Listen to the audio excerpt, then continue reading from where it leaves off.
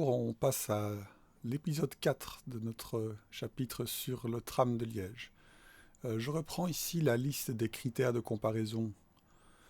Euh, Quand on a analysé les cartes à l'épisode 3, on était au point 3 et 4 de la liste des critères. Donc on a vu quelles étaient les caractéristiques physiques, humaines et socio-économiques des zones desservies et des zones non desservies.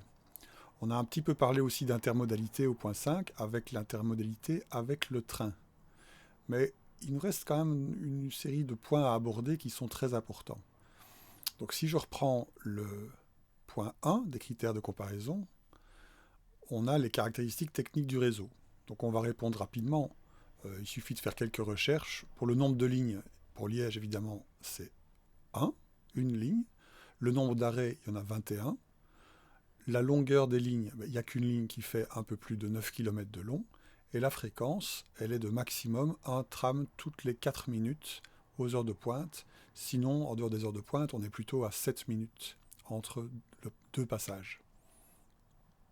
Donc ça, c'est à garder de côté pour la comparaison qu'on fera avec d'autres réseaux. On verra si c'est un bon réseau ou pas. Alors, l'étendue du réseau, ça c'est un point vraiment crucial. Est-ce que euh, le tram, le réseau, irrigue correctement l'agglomération? Est-ce que l'agglomération est complètement ou pas desservie par le tram? Alors pour ça, j'ai choisi d'aller sur Google Maps.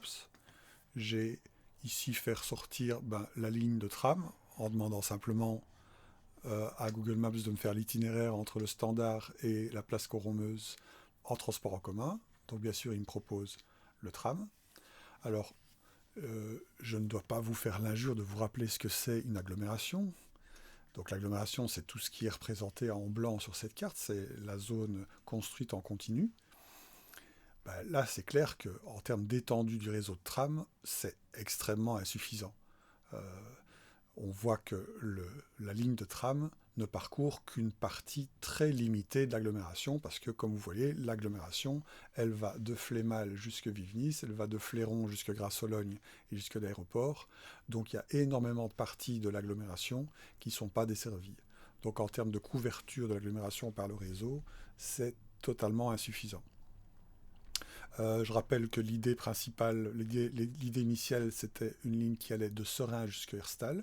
Donc, vous ajoutez 2-3 km à chaque bout. C'était mieux, mais ça restait insuffisant. Il restait énormément de parties de l'agglomération qui n'étaient pas desservies. Donc ça, c'est pour le point étendu du réseau. Donc, le verdict, réseau d'étendue insuffisante. Il n'y a que le centre qui est couvert. On peut ajouter qu'en fait, la ligne de tram, elle reste dans les limites de la commune. Elle est uniquement située sur la commune de Liège.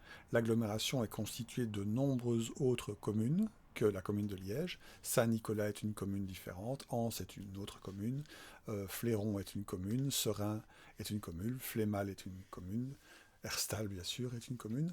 Et donc, on voit que la région wallonne a choisi de limiter le, le, la ligne de tram au territoire communal liégeois.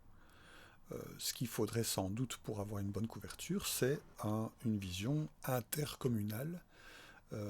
Ce serait de considérer Liège comme une véritable agglomération et pas juste une commune. Et donc de réfléchir l'aménagement du territoire à l'échelle de l'intercommunalité plutôt que se limiter à l'échelle communale. C'est sans doute une erreur importante. On est là pour critiquer. Alors, autre point qu'on n'a pas abordé encore, c'est l'intermodalité avec les routes et autoroutes. Donc on est au point 5.1. Alors là, on voit que Liège est un lieu de croisement de plusieurs axes autoroutiers importants. Vous avez ici la E40 qui va vers Bruxelles, ici la 42 qui va vers Namur, Charleroi, et ici la E313 qui va vers Anvers, là-bas la E25 qui va vers Maastricht, ici au sud la E25 qui va vers Luxembourg. Quelle est l'intermodalité avec ces autoroutes? Elle est vraiment limité. En fait, ce qu'il faut pour permettre l'intermodalité, ce sont des parkings où on peut se garer, qui sont à proximité d'une sortie d'autoroute et à proximité d'une station de tram. Euh, Combien de parkings sont prévus pour la ligne de tram? 2. Un à chaque extrémité. Un parking à Sclessin, l'autre à Liège Expo, donc du côté de Bressou. Liège Expo, c'est ici. 2 parkings avec une capacité totale d'environ 1800 places.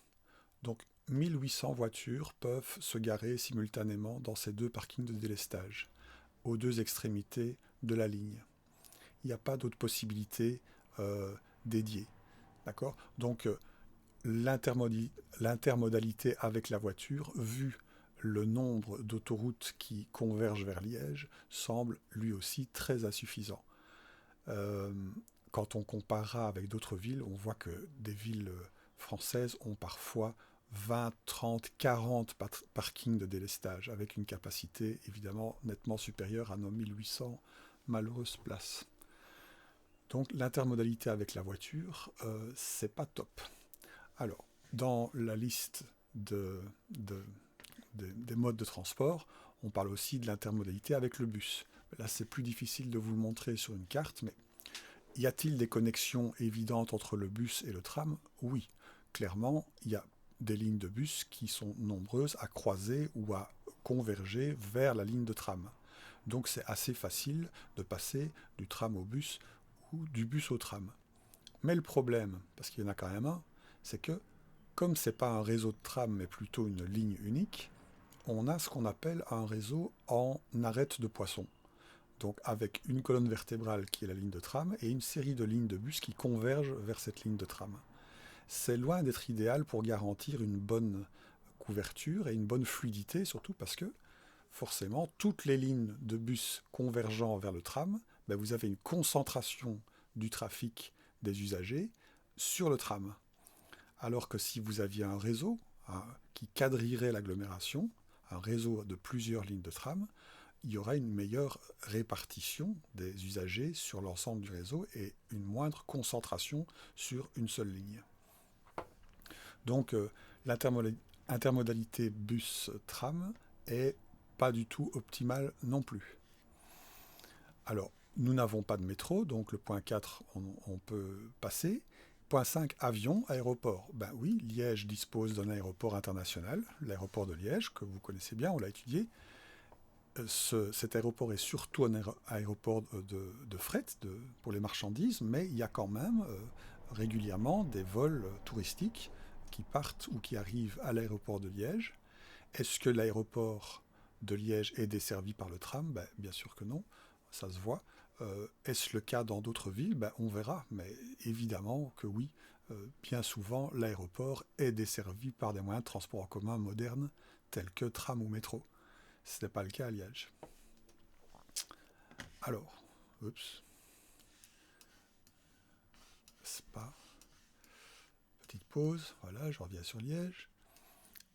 Un point encore qu'on n'a pas abordé, c'est le point 4.3, présence de zones d'activité importantes. Est-ce que le tram de Liège passe par des zones d'activité importantes? Et par ailleurs, est-ce qu'il n'y a pas des zones d'activité importantes qui sont délaissées? Si on reprend le parcours de la ligne de tram, il y a des zones d'activité importantes le long de la ligne. La zone industrielle de Sclessin est une zone d'activité importante avec pas mal d'emplois. Le Val-Benoît est un quartier en pleine reconversion avec pas mal d'activités de bureaux et d'activités culturelles et économiques. La gare des Guillemins est évidemment un lieu clé de l'activité économique de Liège. Et tout son quartier. Le quartier de boulevard d'Avroy, boulevard de la Sauvenière, il y a beaucoup d'emplois, beaucoup de bureaux qui se situent, beaucoup de commerces aussi qui se situent le long de dans ces quartiers-là. Côté quartier nord, l'activité économique est moins présente, c'est beaucoup plus résidentiel. Et Coron-Meuse, c'est, disons, moins dense comme secteur, avec relativement moins d'activité économique. Donc, oui, c'est pas mal, le tram passe par des zones d'activité importantes, mais Si on faisait la liste des principales zones d'activité sur le territoire de l'agglomération, on voit que la plupart des zones importantes ne sont pas desservies. Donc, on a déjà parlé de l'aéroport qui rassemble des milliers d'emplois. On pourrait parler des Haussards, donc le parc industriel des Haussards, ici du côté des Haussards, Hermé, Millemort, évidemment pas desservi par le tram. On pourrait parler du Sartillement et de son université, pas desservi par le tram. On pourrait parler des différents hôpitaux. Si vous pensez aux grands hôpitaux liégeois tels que le CHU, ici, le Bois de l'Abbaye à Seraing, la clinique André Renard à Herstal, la Citadelle, le Mont-Légia, aucun de ces hôpitaux n'est desservi par le tram. Donc ici, il y a un manque évident. Les personnes malades ou qui doivent aller en consultation dans ces différents hôpitaux sont obligées d'y aller en voiture ou en bus. Le tram ne dessert pas ces lieux. Donc voilà, la liste pourrait être allongée, mais il y a toute une série de lieux importants au niveau socio-économique qui sont ignorés par le tram de Liège. Okay, donc le bilan, finalement, n'est guère brillant, n'est guère positif, et ce sera confirmé lorsque on comparera avec d'autres villes et d'autres réseaux. Je vous remercie pour votre attention et je vous souhaite une bonne journée. À la prochaine.